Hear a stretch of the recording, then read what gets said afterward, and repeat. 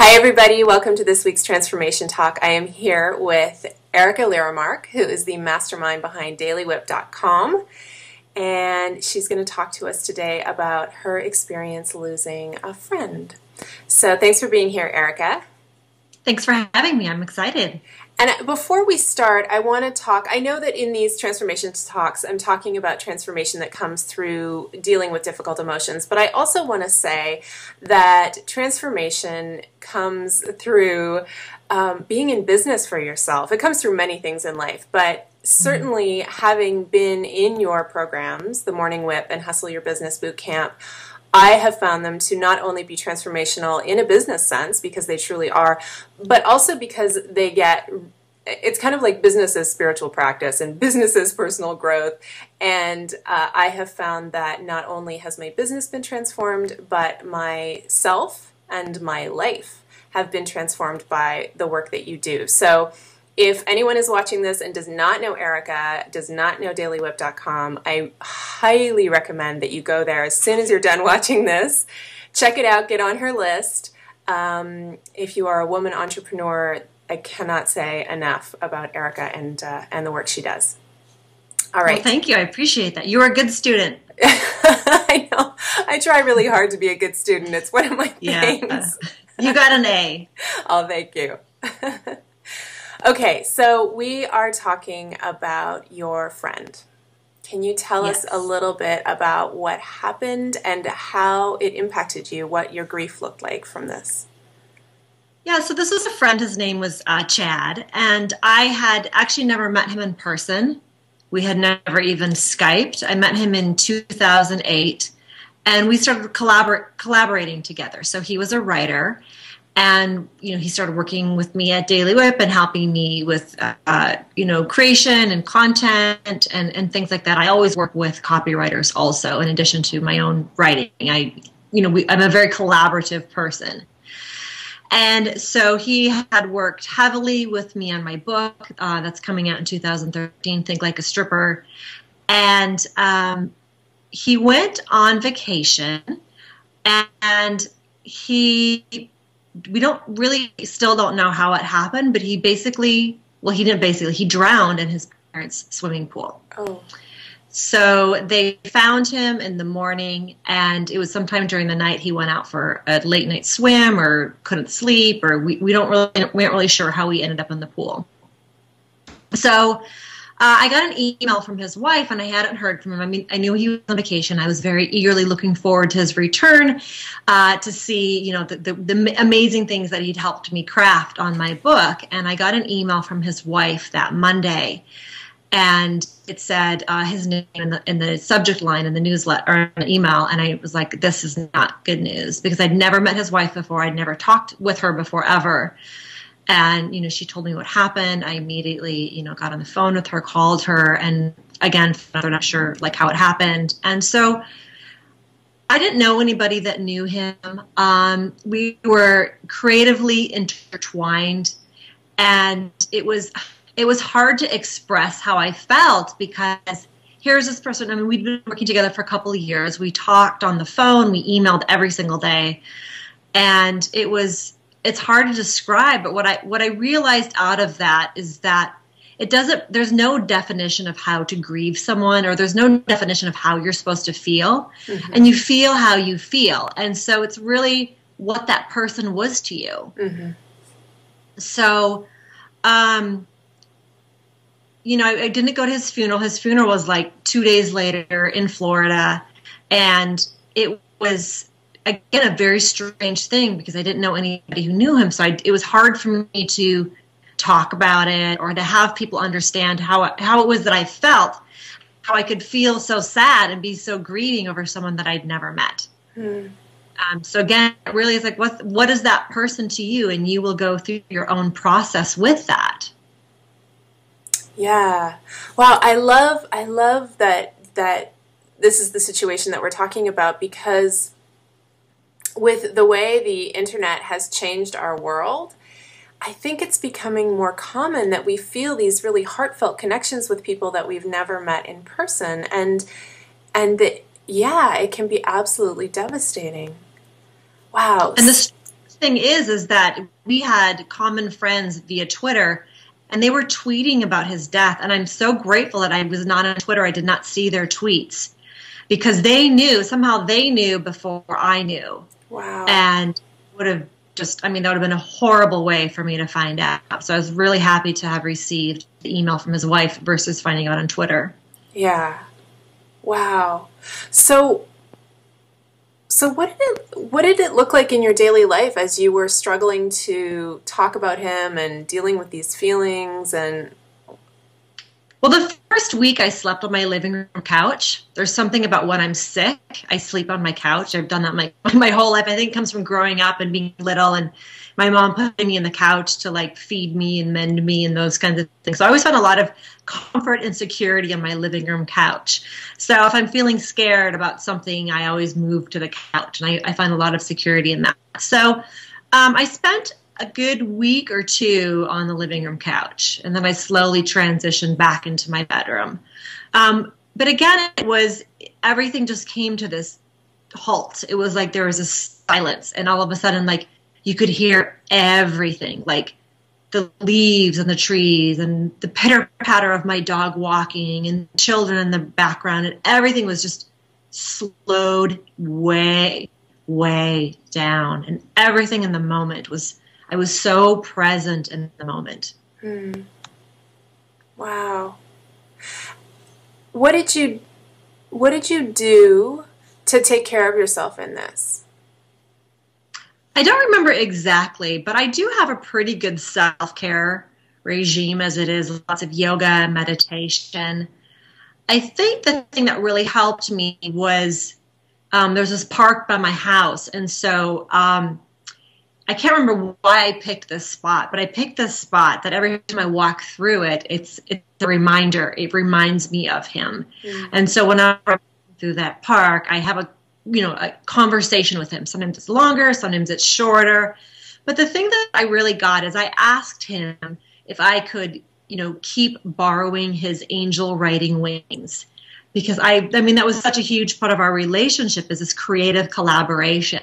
And we both have this really funny, sarcastic, witty side of us. And so I was like, can you please help me, in this path, and please help me align with copywriters who think like me. We have the same kind of thought processes. And so that was really a thing that I had to, there was kind of that gap, and I had to really step into, I can do this on my own. I can do this. I'm a more confident, better writer than I ever imagined. I just have to relax and let the words come out. Wow. So I imagine the upcoming release of Think Like a Stripper, is there a bittersweetness to it? Is there any sort of feelings around that? Because every time I go through the book, which has been like not a million times, several hundred times, I feel like I've read that book. I mean, I know exactly one of his, catchphrases in the book. There's this one of my favorite phrases that says, something about really put the snap back in my thong. And if I read it, I just laugh. It's so sick and really just very witty. And yes, it is very bittersweet. Wow. So how long would you say was the process from, for you, and this is a friend, from feeling like this pain and grief to sort of transitioning into being able to feel like you're having these conversations with him and his angel writing wings? And it was in stages. So the first 3 to 4 months were hard, and every time I would see something in TV that had a pool in it or somebody drowning, I mean, of course, it brings back all, I immediately think of him. Mm-hmm. It really was a good year that I was able to just kind of, and now I'm tearing up, I'm feeling those emotions again. Mm-hmm. I forgot my Kleenex. Oh, well. It really was a year before I was able to do that. But part of that healing process is during that time, I did become good friends with his wife. Mm. He sends me pictures of his kids. And so I'm in alignment with her. So I feel like out of his death, a new relationship with his wife was born. So that's something that very special to me. Mm-hmm. Yeah. It's so interesting in the psychological literature. It used to be that when someone died, you were supposed to cut all ties with them, which of course is completely abnormal. And now the ideal is to have a continuing relationship with the person who's dead and with the people who knew them and loved them. And so I think that's what we naturally do. And it sounds like you've come to a really beautiful place with that.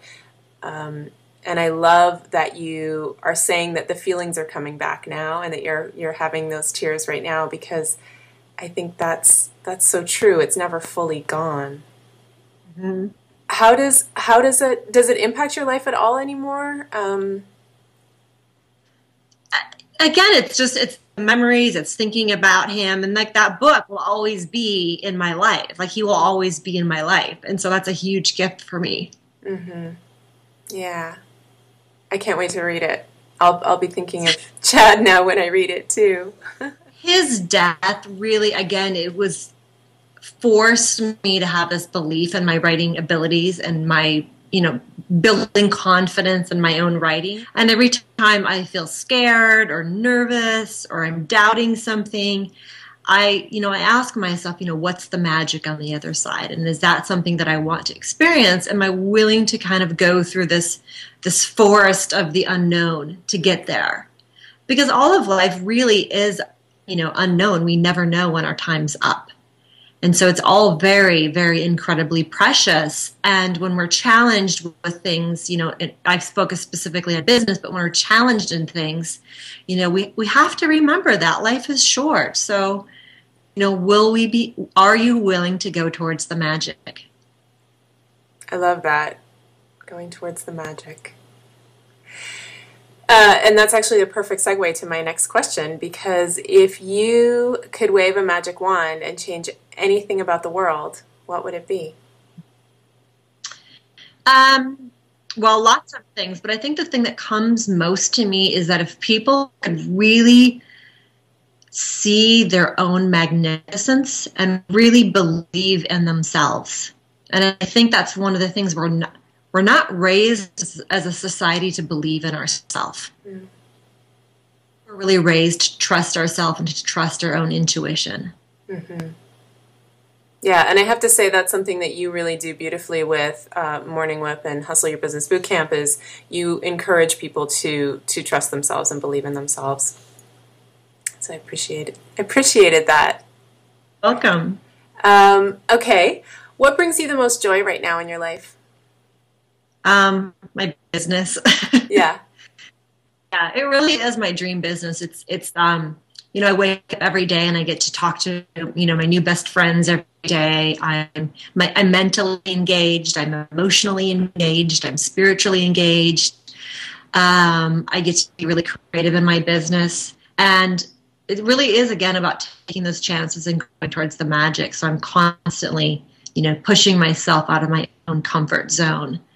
And it brings me a ton of joy. Mm. I know a lot of people wish they could say that. Yeah. Planet is for people to have that kind of joy in their business. Yeah.